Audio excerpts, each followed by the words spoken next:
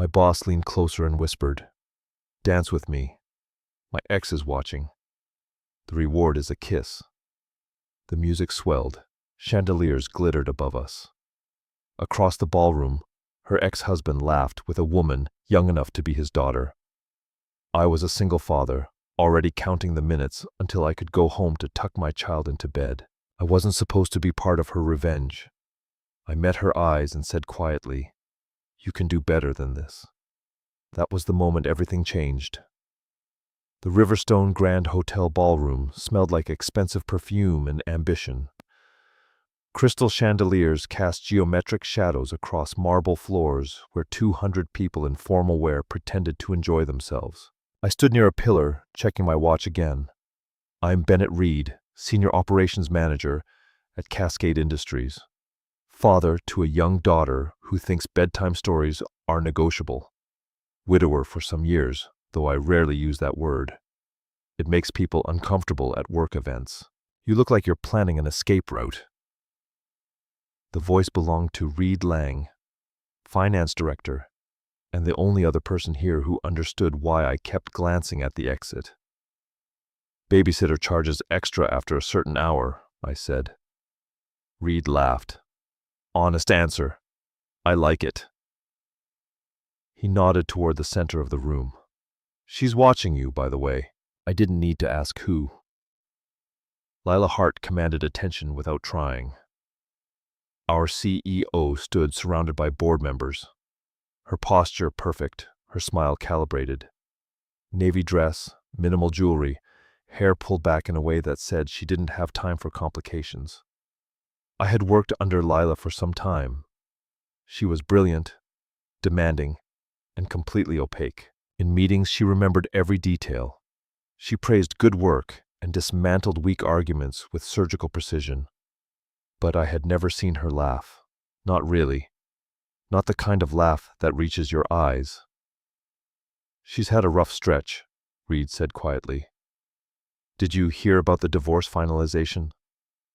I hadn't. Lila kept her personal life locked away tighter than the executive suite. That's her business. "You're one of the good ones, Reed." Reed clapped my shoulder. "Most people here are already spinning narratives." The truth was, I didn't belong in this world of networking and hidden agendas. I came to these events because they were part of the job. I shook hands, made appropriate small talk, and left as soon as it was professionally acceptable. My real life happened in a small apartment where we built model rockets at the kitchen table, where bedtime meant reading 3 chapters of The Wild Robot and answering impossible questions like, "Dad, do robots dream?" Lila's laugh cut through the ambient noise. It was her professional laugh, the one she deployed for major shareholders. Across the room, she stood with Victor Vance, our board chairman, while he told some story that required large hand gestures. I checked my watch again. "You know, she specifically requested you be here tonight," Reed said. That made me look up. "What?" "Your name was on her list of required attendees. Usually senior ops can skip these things." Before I could process that information, the music changed.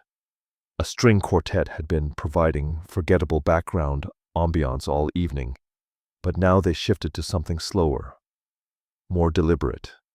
Couples began moving toward the designated dance floor area. Lila extracted herself from Victor's orbit.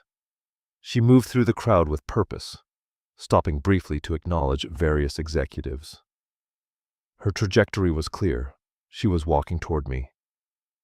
"Good luck," Reed murmured, fading away with the survival instinct of someone who had worked in corporate politics for years. Lila stopped a short distance away. Up close, I could see the tension around her eyes, barely visible beneath flawless makeup. "Bennett, I'm glad you could make it. Miss Hart." I kept my tone professional. "Lila," she corrected. "We're not in the office." The correction felt significant, though I wasn't sure why. Behind her, I caught sight of a man in an expensive tuxedo, late 50s, silver hair, confident smile. He had his arm around a woman who looked barely 30. Lila's ex-husband had to be. She followed my gaze, then looked back at me. Her mask slipped for just a second. I saw something raw underneath. Pain, humiliation, rage. Then the mask returned. "I need to ask you something," she said. Lila Hart's reputation preceded her wherever she went. She had taken Cascade Industries from regional obscurity to national prominence. Business magazines called her the strategist who never blinks. What they didn't write about was the divorce. Damian Whitmore, venture capitalist and serial entrepreneur, had been her husband for several years. They had been the power couple of Riverstone City's business scene. Then everything imploded. The details were sealed by aggressive NDAs, but rumors circulated anyway. Infidelity, financial disagreements, a prenup battle that left lawyers wealthy. I only knew because my daughter's teacher, Mrs. Ellison, loved gossip and had mentioned it during parent-teacher conferences. Can you imagine finding out your husband had been... I had changed the subject to Hazel's science project. Now, standing in front of Lila at this gala, I understood why she had seemed more brittle in recent meetings. Why she had snapped at Gerald Morrison last week for a minor reporting error, then apologized immediately after. Why she sometimes stared out her office window for long minutes, forgetting anyone was there. "You need to ask me something," I repeated, prompting her. She glanced over her shoulder. Damian was watching us now. The woman on his arm, Sloane Hastings, an Instagram influencer who had recently launched a lifestyle brand, laughed at something he said. The sound was performative, designed to carry.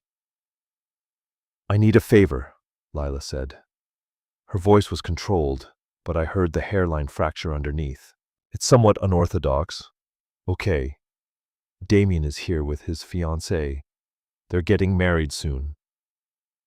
She delivered this information flatly, as if reading quarterly earnings.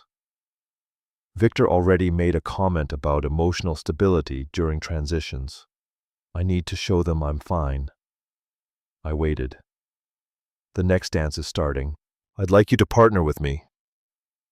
It was a reasonable request. It would look inappropriate for a CEO to dance alone while her ex-husband flaunted his new relationship. Simple office politics. I could do this, then leave in time to get home. "Sure," I said. "I can do that." Relief flashed across her face. "Thank you." We moved toward the dance floor. The quartet was playing something classical I didn't recognize. Around us, other couples found their positions. I noticed Victor Vance watching with interest.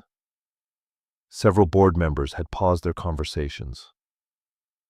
Lila stepped closer. She smelled like jasmine and something citrus. Her hand settled on my shoulder, light and correct. I placed my hand on her waist, maintaining appropriate distance. The music began. We moved together, and I was grateful for the ballroom dancing lessons my late wife had insisted on before our wedding. Basic waltz, nothing complicated. "You're better at this than I expected," Lila said. "My wife loved dancing. She taught me." "I didn't know you were married." "Was. Cancer some years ago." Her expression shifted. "I'm sorry, I should have known that." "Why?" "You're my boss, not my biographer." "Still." She was quiet for a moment. "You have a daughter, Hazel. Currently convinced she's going to be an astronaut." A small, genuine smile touched Lila's lips. "What does she think of you being at fancy parties?" She made me promise to remember what the desserts looked like so I could describe them tomorrow. She's very invested in cake architecture. Lila actually laughed. Not the professional version.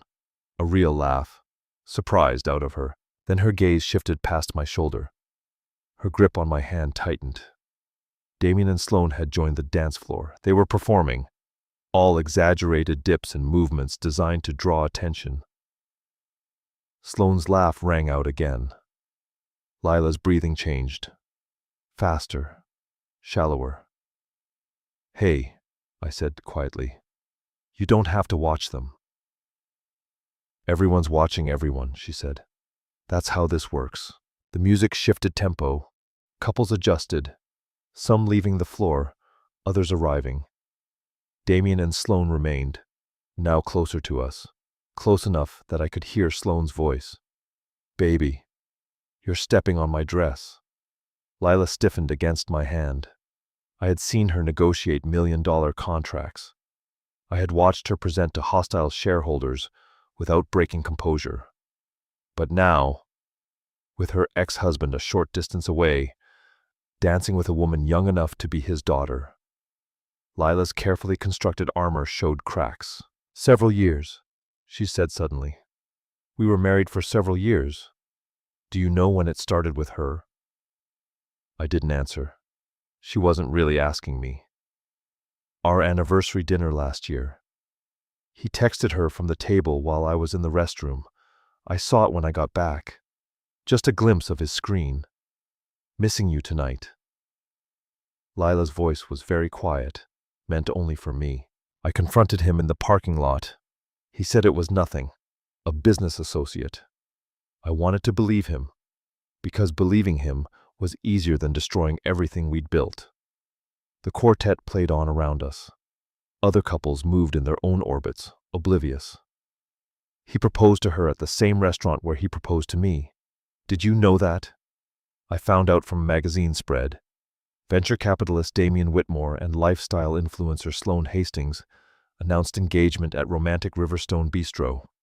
She recited it like memorized testimony.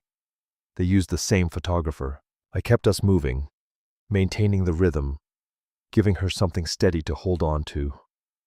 I'm sorry, I said, and meant it. Everyone says that. Her eyes were bright, but no tears fell. Lila Hart didn't cry at corporate galas. But they're all watching to see if I'll break.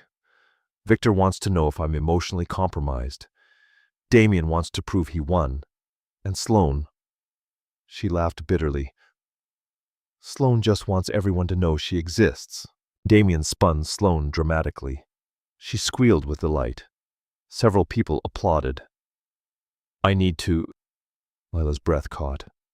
I need them to see that I'm fine, that I don't care, that he didn't destroy me.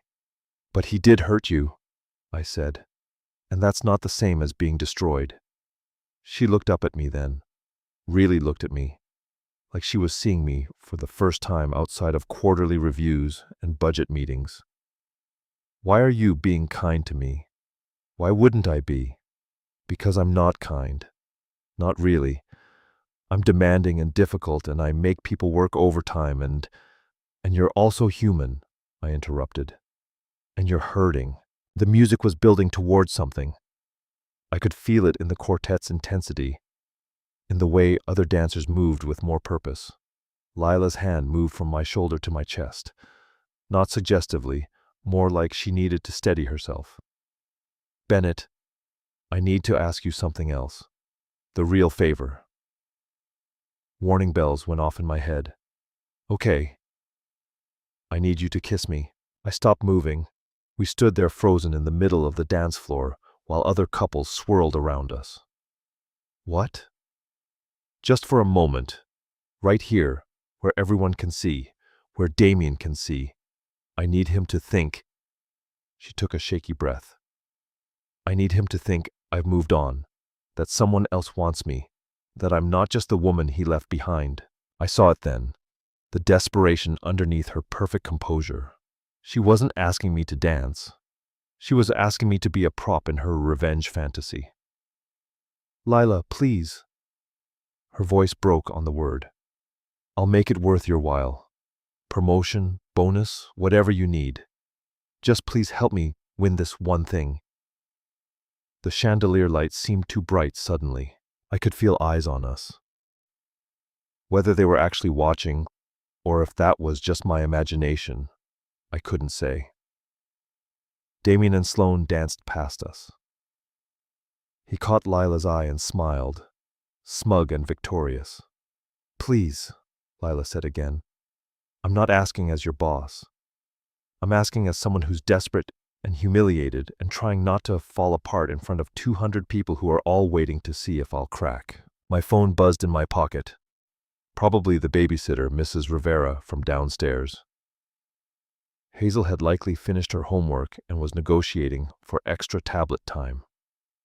I thought about my daughter, safe in our apartment, arguing about screen limits. I thought about the conversation we had recently when she asked why her best friend Zoe's parents were getting divorced. Because sometimes people stop being kind to each other, I had told her. And when that happens, it hurts everyone around them too. Were you and Mom always kind? Hazel had asked. We tried to be. We didn't always succeed, but we kept trying. Now Lila stood in front of me, asking me to participate in a performance designed to hurt someone, even if that someone deserved it. The music's going to end soon, Lila said. Damien is watching. The board is watching. This is my chance to show them all that I'm fine, that I'm more than fine, that I'm using me. I finished quietly. She flinched. I didn't mean, yes, you did. That's exactly what you meant. I kept my voice level, not accusatory, just stating facts. You want me to kiss you so your ex-husband feels jealous or diminished or whatever emotion you're hoping for. You want the board to see you as a stable and moved on. This isn't about me. This isn't even really about you. It's about them. So you won't do it. I didn't say that. I paused, choosing my words carefully. I'm saying you need to think about what you're actually asking. You want to use a fake kiss to prove something to people who don't matter. But what does that prove? That you can play the same games Damien played? That you're willing to manipulate someone into helping you perform happiness? The music swelled toward its crescendo. Around us, couples prepared for the final flourish. You don't understand, Lila said. Her voice was strained. You don't know what it's like to have everyone watching, waiting for you to fail. To walk into meetings and know they're all wondering if you're about to have a breakdown. To see your ex-husband parade his new life in front of you like a trophy. You're right. I don't understand that specific situation. I met her eyes. But I understand grief. I understand humiliation. And I understand what it's like to be so desperate for people to stop pitying you that you do anything to prove you're fine. Then help me. I am helping you. I'm telling you, this won't work. Her jaw tightened. You don't know that. Yes, I do. Because even if I kiss you right now, even if Damien sees it and feels jealous, even if the board thinks you're perfectly stable, none of that will heal what's actually broken. It's just another mask. The final notes of the song hung in the air. Couples around us finished with dramatic poses, some dipping, some simply holding the final position. We stood there facing each other, neither moving. Applause rippled through the ballroom. The reward, Lila said suddenly. For the kiss. I'll make sure you get the Riverside project. Full autonomy. Your choice of team. Budget approval. It's a career maker. I studied her face, saw the desperation, the pride, the barely contained panic. Lila, I said gently, you can do better than this. The words landed between us like a stone in still water. Ripples of realization crossed Lila's face. Confusion, then shock, then something that looked like shame. What? Her voice was barely audible beneath the applause fading around us. You can do better than this, I repeated. Than using people. Than performing for your ex-husband. Than turning your pain into a manipulation game. Her hand dropped from my chest. You're refusing. I'm declining to participate in something that will hurt both of us. There's a difference. This was a mistake. She stepped back, her professional mask slamming into place. Forget I asked. We should return to our respective... Wait. I didn't reach for her. Didn't try to stop her physically. Just spoke quietly enough that she had to stay close to hear. I'll still dance with you. No conditions, no performance, no rewards. Just dancing if you want the company. She stared at me like I'd spoken a foreign language.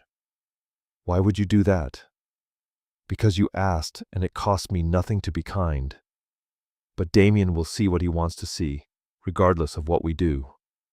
If we kiss, he'll tell himself you're desperate for his attention. If we don't, he'll tell himself you've given up. You can't control his narrative. You can only control your own. The next song began, something slower, more melancholic. Couples reformed, fewer now. Some had drifted toward the bar. The excitement of the moment passed. Lila stood frozen, a dozen micro-expressions flickering across her face, too fast to categorize. Then slowly she nodded. Just dancing, she said. Just dancing. We returned to a position. Her hand on my shoulder felt different now. Less desperate grip, more tentative touch. We moved together, and this time there was no performance in it. Just two people occupying the same space, moving to music. I don't know how to do this, Lila said after a minute. Waltz? You're doing fine. No. This. Being honest. Not playing games.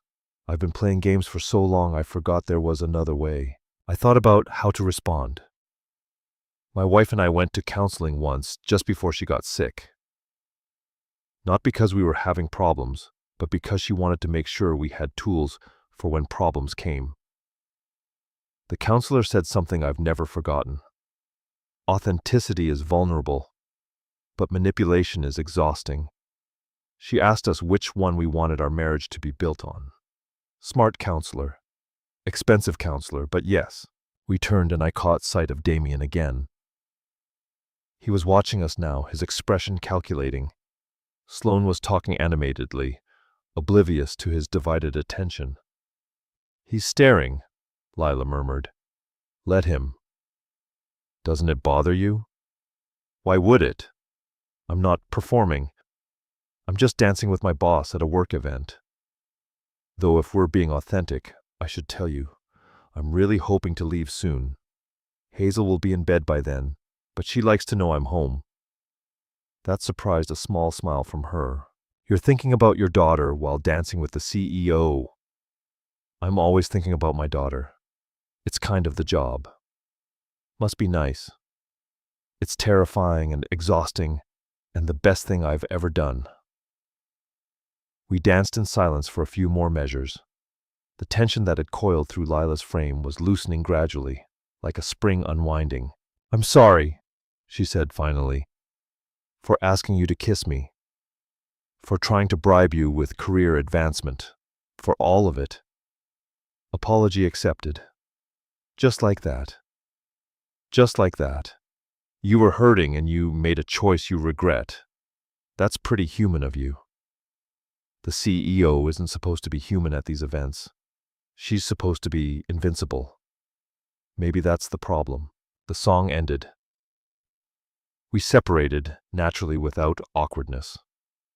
Around us, people were beginning to migrate toward the dinner service being set up in the adjacent ballroom. The formal dancing portion of the evening was concluding. Layla looked at me for a long moment. I should let you go. I'm sure your babysitter is wondering where you are. Probably. Mrs. Rivera is very punctual about her rates. Thank you, Bennett. For the dance. For the honesty. For not taking advantage. That's a low bar to clear. You'd be surprised how many people can't clear it. She glanced toward where Damien stood, now surrounded by a cluster of younger executives, laughing at something he had said. I should do the rounds, make appearances, prove I'm stable and professional and completely unaffected. Or, I said carefully, you could just go home. She looked startled. I can't leave. Victor expects me to sit at the head table. There's the donor recognition segment and you're the CEO. You can leave whenever you want. You don't need permission. It's not about permission, it's about perception. Right now you're about 5 minutes away from a very public breakdown. I can see it. Anyone who actually looks at you will see it. Staying here, forcing yourself through more hours of small talk and performance, that's not strong. That's just stubborn. Lila opened her mouth to argue, then closed it. She touched her temple where I could now see a tension headache forming. I hate that you're right. I usually am. It's very annoying to my daughter. Despite everything, she smiled. I bet. Come on. I started walking toward the exit. After a moment, Lila followed. We passed through the ballroom's gilded doors into the hotel's marble lobby. The noise of the party faded behind us. Lila stopped near a column, seeming to deflate now that she was out of view. I don't know what to do now, she admitted. I've been planning for this night for weeks. How I'd look, what I'd say if Damien spoke to me, how I'd prove to everyone that I was fine. And now Now you're choosing yourself over performance. That's actually the hardest thing. She was quiet for a moment, processing. Then, how did you do it after your wife died? How did you face people? The question caught me off guard. Honestly, I didn't at first. I took family leave, holed up in our apartment, let my sister handle most of the logistics. Hazel and I just existed for a while. Ate cereal for dinner, watched too much television, cried when we needed to. That sounds nice. It wasn't. It was awful. But it was real awful. Not performed awful. And eventually we came out the other side. Lila nodded slowly. I haven't cried yet. Not once. Not when I found the texts. Not during the lawyer meetings. Not when the divorce was finalized. Everyone says I'm handling it so well. Maybe you're not handling it. Maybe you're just postponing it. That sounds exhausting. Manipulation is exhausting, I quoted. Remember? She actually laughed, though it was shaky. Your expensive counselor was onto something. My phone buzzed. I checked it. Mrs. Rivera asking if I'd be much longer. I need to go, I said. But for what it's worth, I think you made the right choice. Leaving. Not playing games. Being honest. I don't feel right. I feel like I'm running away. Sometimes retreat is the smartest strategy. You're a good CEO. You know when to regroup. Lila studied me with an expression I couldn't quite read. Why are you being so kind to me? I tried to manipulate you. I offered you bribes. I'm your boss, which makes the whole thing even more inappropriate. Because you're human, and you needed someone to remember that tonight. That's it. No complex motive. Most people have complex motives. Most people are exhausting. She smiled at that. A real smile reaching her eyes. Bennett Reed, you're surprisingly wise for a man who builds model rockets with his young daughter. The wisdom comes from the young daughter. Actually, she's very clear about right and wrong. Makes things simpler. We stood in the hotel lobby. The party continued without us behind gilded doors. Through the tall windows I could see Riverstone City's downtown lights reflecting off the harbor. It was beautiful in that way expensive cities are beautiful. All glitter and promise and underlying loneliness. Tell me about her, Lila said suddenly. Your daughter. The question surprised me. In all the time I had worked for Lila, we had never discussed personal details beyond the necessary logistics. She knew I had a child because it affected my schedule, but she had never asked. Hazel is brilliant and stubborn, and completely herself. She decided she wanted to be an astronaut, so now everything is about space. We do science experiments every weekend. Recently we built a model of the solar system using fruit. Jupiter was a cantaloupe. Lila's smile widened. That sounds chaotic. It was. The cantaloupe rotted, and we had to evacuate Jupiter. She cried for a while about planetary mortality. Then she announced, We'd have a funeral for Jupiter and wrote a eulogy.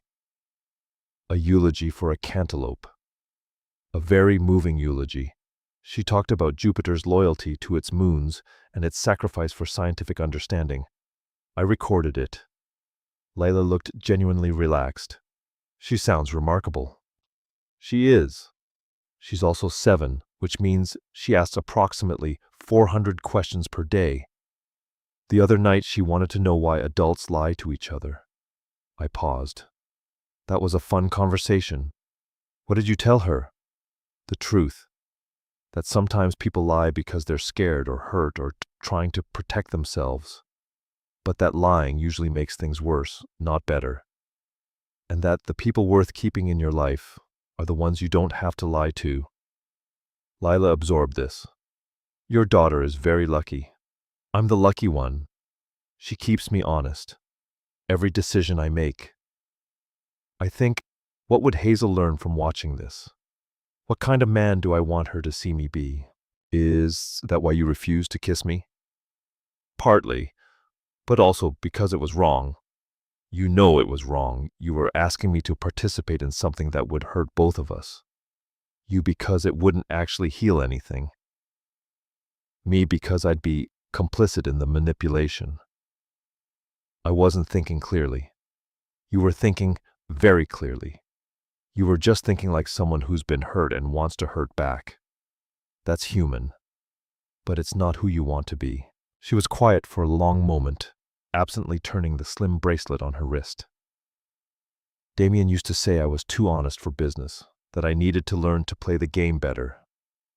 He said my straightforward approach made me naive. Did it occur to you that he might have been projecting? What do you mean? He was lying to you, having an affair, playing games. Maybe your honesty threatened him because it highlighted his dishonesty. Lila's expression shifted, processing this new framework. I never thought of it that way. We rarely do when we're in it. My phone buzzed again. Mrs. Rivera was getting insistent. Go, Lila said. Your daughter needs you. She needs sleep mostly. But yes, I'm heading home. That's not what I asked. She met my eyes. I don't know if I'll be okay, but I'll be honest about not being okay, which feels like progress. It is progress, Lila. She spoke as I turned to leave. Thank you for seeing me tonight. The real me, not the CEO version. The CEO version is pretty impressive, but the real version is braver. I left through the hotel's front entrance, where the valet had my modest sedan waiting. As I drove through Riverstone's downtown streets toward my apartment building, I thought about the evening, about Lila's desperation, her vulnerability, her last-minute choice to walk away from performance. My phone rang through the car speakers. Reed Lang, you left early, he said without preamble. People are talking. Let me guess. They think something happened between me and Lila, among other theories. Damien Whitmore is telling anyone who will listen that Lila's mental state is concerning. Victor looks constipated with disapproval, and Sloane Hastings posted a story about winning that's getting a lot of traction. I sighed. People need hobbies. This is Riverstone corporate politics. Speculation is the hobby. Reed paused. What actually happened? Lila asked me to dance. We danced. Then we both left because parties are terrible. That's it. That's remarkably boring. Good. For what it's worth, I think you did the right thing, whatever the right thing was. Lila looked more human tonight than I've seen her in months. She is human. People forget that about bosses. Most bosses forget that about themselves. Reed's tone shifted. Just watch your back tomorrow. Victor doesn't like disruptions to his narrative, and you've somehow become a disruption. We hung up as I pulled into my building's parking garage. Mrs. Rivera was waiting in my apartment, knitting something that might have been a scarf or possibly a very ambitious sock. She's asleep, Mrs. Rivera reported. Finished homework. Brushed teeth. Only argued about bedtime for a short while instead of the usual amount. I'm calling that progress. I paid her, including the extra fee. She left with a knowing smile, and I finally exhaled fully, for the first time all evening. Hazel's room was dark, except for the star projector she insisted on using. Constellations rotated slowly across her ceiling. She'd kicked off her blanket, sprawled in the boneless way only children can manage. Her tablet sat on the nightstand, displaying a paused video about the Mars rovers. I pulled the blanket over her, careful not to wake her.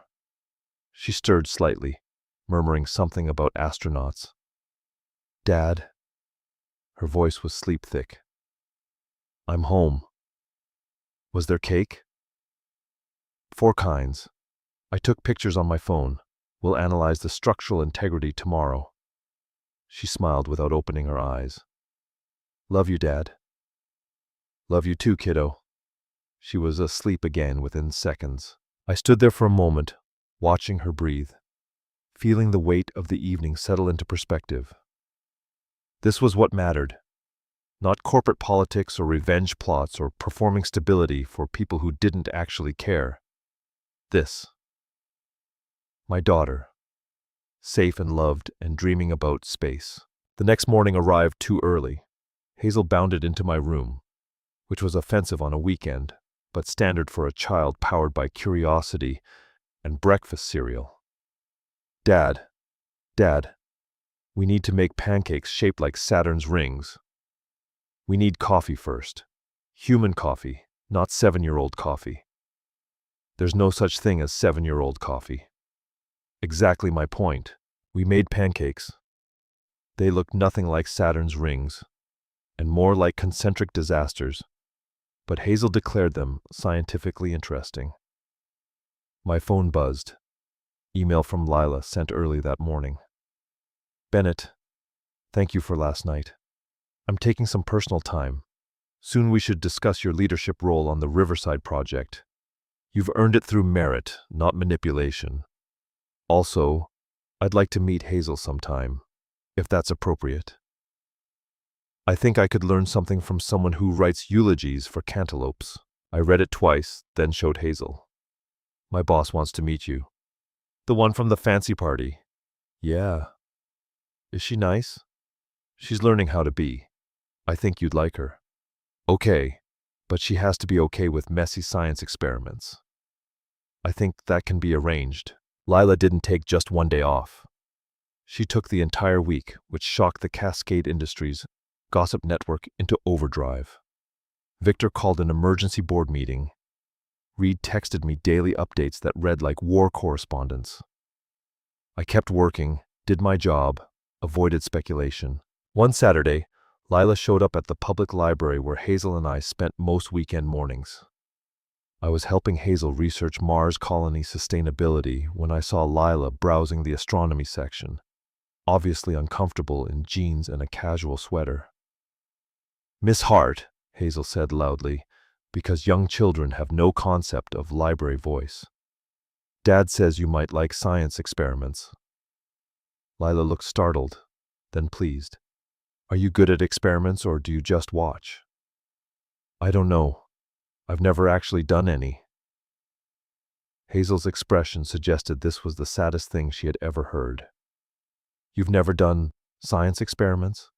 Like ever?" "Not since school, and those were very structured." "That's not real science.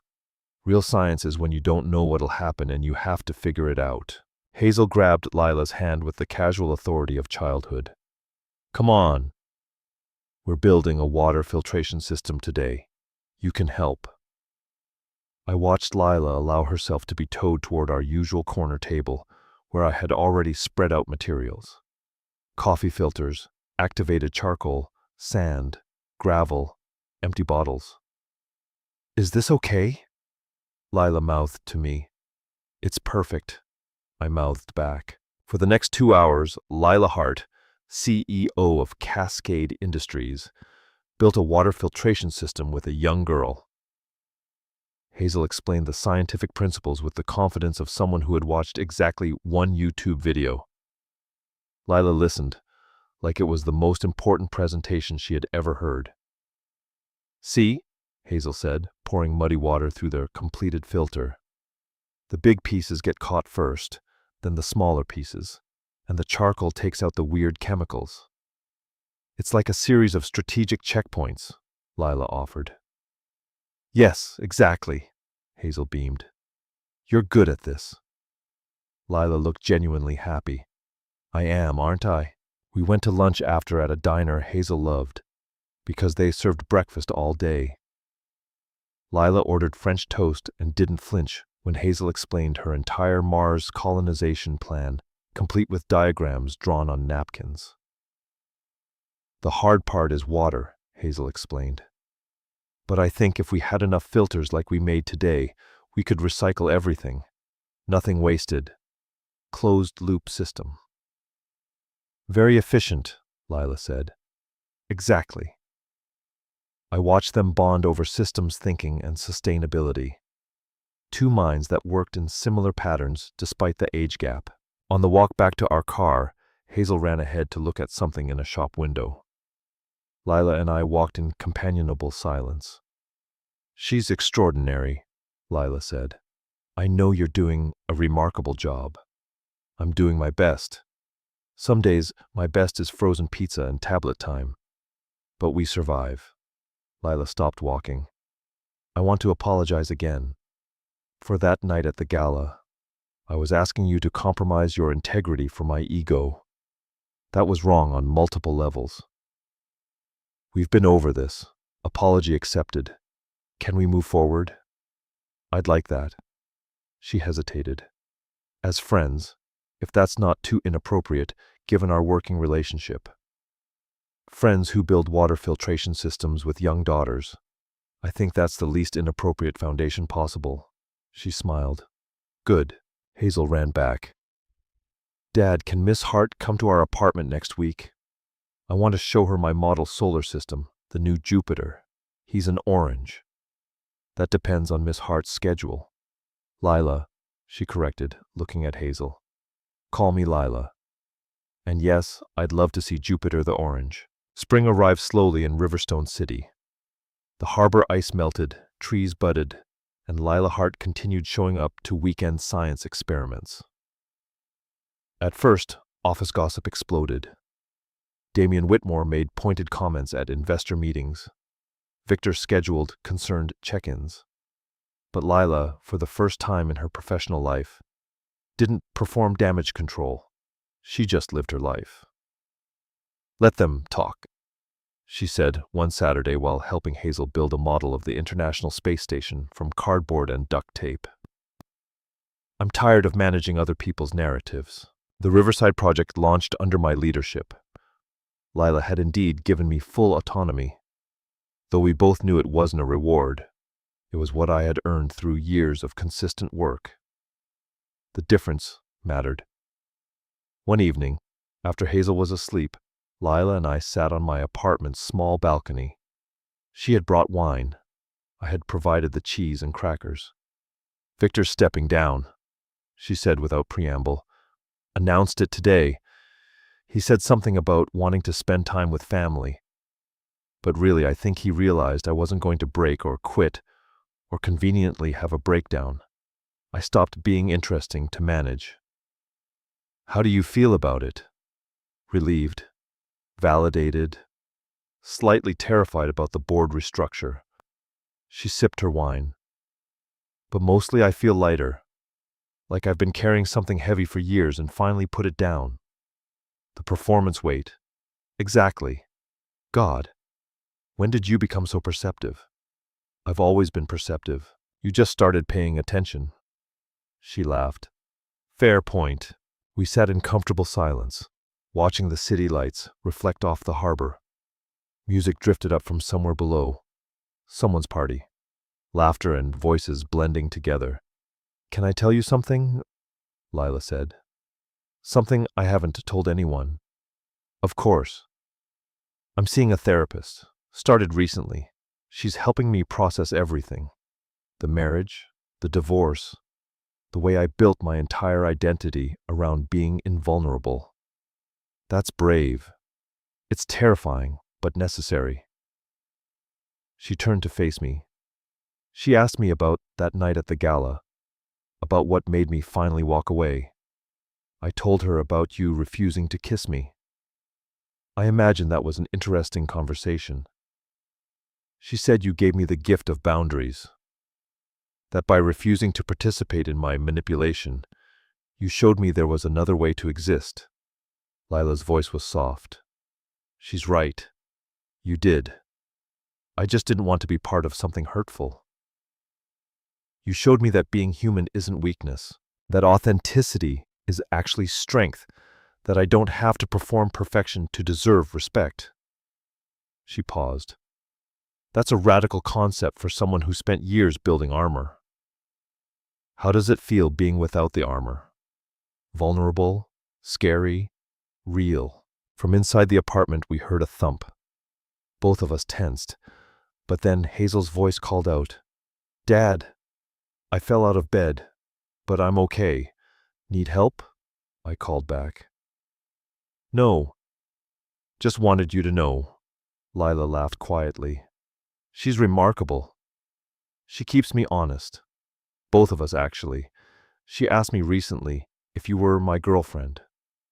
What did you tell her? That you're my friend, and that's a more important title anyway.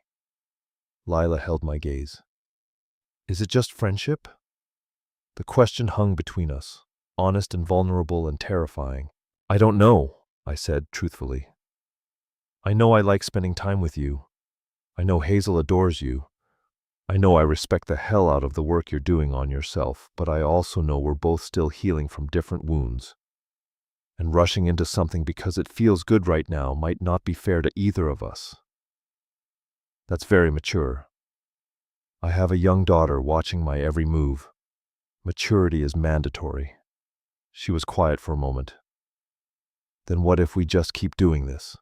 Building water filtration systems, having wine on balconies, being honest with each other, seeing where it goes without forcing it into a definition. That sounds perfect. Really? Really. I've learned that the best things in my life weren't planned. They just happened because I was present enough to recognize them. Lila reached across the small space between our chairs and took my hand. Not romantically, not performatively, just connection.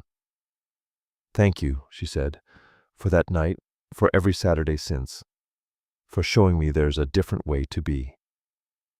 Thank you for being brave enough to try it. Inside, Hazel called out again. Dad, can Lila stay for breakfast? I want to make moon pancakes. We looked at each other and laughed. Moon pancakes? Lila asked. Don't ask. They're worse than the Saturn rings. I can't wait. And in that moment, sitting on a small balcony in a modest apartment with a young daughter, making demands from her bedroom and wine glasses catching the city lights, I realized something profound. Real connection isn't built on grand gestures or perfect moments. It's built on small choices repeated consistently. Choosing honesty over performance, choosing presence over pretense, choosing to see people, really see them, in all their messy, imperfect humanity. Lila had asked me to kiss her that night at the gala, a performance meant to prove something to people who didn't matter. Instead, by refusing, I had given us both something more valuable, the space to build something real. Come on, I said, standing. Let's go negotiate moon pancake specifications. Hazel takes her breakfast geometry very seriously. Lila stood, still holding my hand. I wouldn't miss it for the world. And she meant it. We walked inside together, toward the sound of a young daughter explaining the craters of the lunar surface with absolute authority, toward imperfect pancakes and honest laughter and the quiet revolution of choosing authenticity over armor. Damien married Sloane in a ceremony covered by lifestyle magazines. Victor retired to his vacation home. The gossip at Cascade Industries eventually found new targets. But on Saturday mornings, you could find Lila Hart in a public library, building science experiments with a little girl who believed in Mars colonies and honest conversations. You could find a single father who had learned that the bravest thing you can say is sometimes just no. And you could find all three of them learning slowly and imperfectly that real strength isn't about never breaking. It's about choosing again and again to be honest about the breaking, and then choosing just as deliberately to heal. That's not a fairy tale ending. That's better. That's real.